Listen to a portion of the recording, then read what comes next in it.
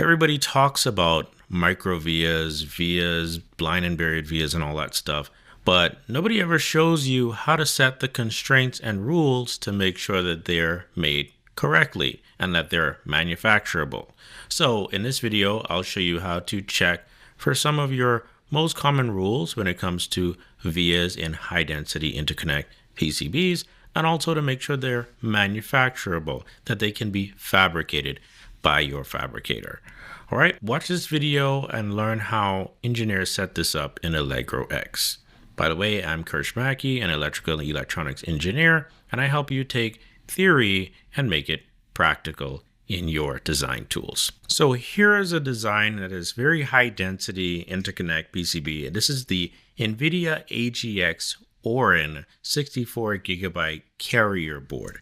This has 10 layers on the PCB. You've got PCIe signals on here, a lot of layers, a lot of vias and microvias, blind and buried vias, all the vias. I'm going to show you how these engineers set up the rules to make sure this board can be manufactured. So I'm going to go straight into the constraint manager. Let's go to Setup, Constraints, Constraint Manager. First, we want to look at our standard rules for spacing. Spacing is a big one. So you'd go to your spacing constraint sets and all of your layers, then set specific constraints by right-clicking, creating new spacing constraint set, giving it a name like this HDI ADV area. And then say for your top layer, layer 3, 5, and whatnot, these are going to be our rules for any traces or lines, we'll call it here, to any through vias that goes straight through the PCB. Now, to any blind or buried vias, it'll be about the same, any test vias and microvias. When it comes to microvias, in general, we'll allow our conductors to get a little closer, 0.060 millimeters versus our standard 0.088 millimeters. So you have to go down here in this list and find that microvia rule. So that's your spacing rule for trace to microvia. Scrolling down here, you set your microvia to all other kinds of objects in here. Microvia to line, to other through pins, SMDs, to other microvias as well, and to shapes. You can set all of that stuff. So that's for spacing. How do you enforce these rules? You need to go down to your region area. In the region area, you set a region to say, hey, I'm going to select or set a specific area or region that I can draw and make on my PCB. And I will give it certain rules, say from my HDI, let's choose something here like HDI ADV area. So I make this is a square region. I would just give it a name and you can set it as a square region and place it on your PCB. And for this square region, I will choose amongst my constraint sets that I set earlier here and choose whichever kind of rules I want to set for that area. Okay, so I can go here, draw a box. You would draw something like a special shape called the constraint region, and you set that in your options, choosing constraint region, set it on a specific layer and assign it to a specific region. And once you've set your constraint region, you can choose whatever constraint set needs to go and be applied to that specific constraint region. Now, there are way more DRC checks you can do, but that is the big one. That's spacing on your microvias to everything else. All right, moving on, I'm going to show you the different checks you need to look for in how easy or how difficult it is to fabricate these vias. Let's go back into the constraint manager under Setup, Constraints, Constraint Manager. Now, while we have DRC for spacing and all that, we need to look at manufacturing. There's a ton of things that could go wrong in your via creation. So let's go down to annular ring.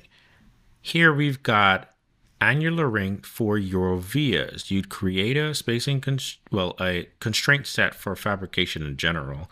And then for your types of vias, you have through vias, blind and buried, and here you go, your microvia. There are a lot of things to look out for, like if there's missing mask, do we want to flag that? What about pad to mask, spacing, pad to thermal, microvia hole to mask, hole to pad spacing, hole to anti-pad, and hole to thermal of just that microvia alone. That's not even blind and buried vias. We need to set that for blind and buried vias as well, and also your standard through hole vias. Or you could set something, say, for all vias missing mask, and yeah, we've covered that already.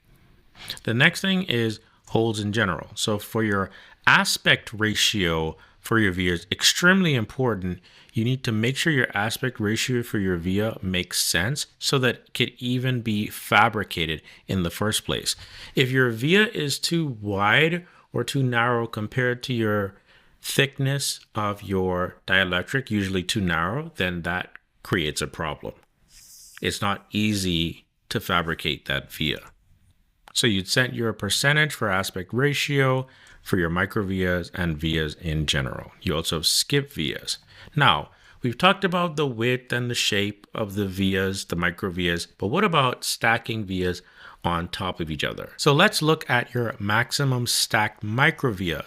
You can stack multiple microvias on top, but it's advised to stack no more than 2 or 3 depending on your design, because the more you stack, the more you're prone to having via cracking or other issues. So you could set the limit. Maybe you set your limit to a maximum of 2 stacked microvias.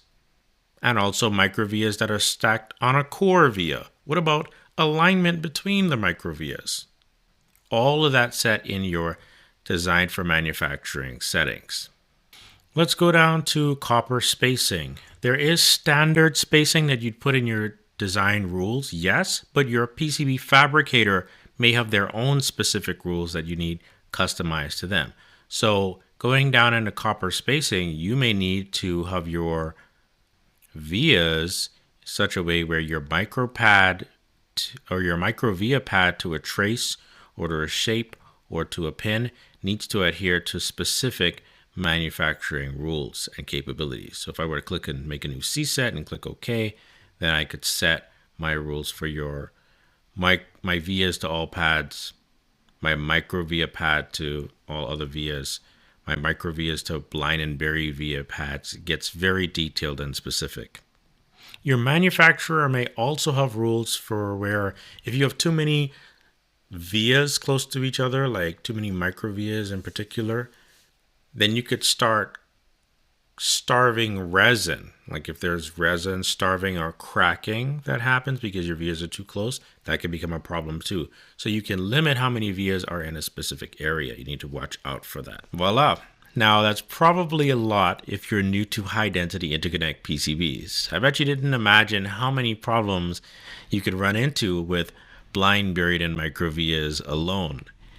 Gives you a bit of a new appreciation for devices like these, where you have extremely high density interconnect PCBs inside of them, and the work that the engineers take to make AI boards like our NVIDIA Jetson AGX Orin PCBs.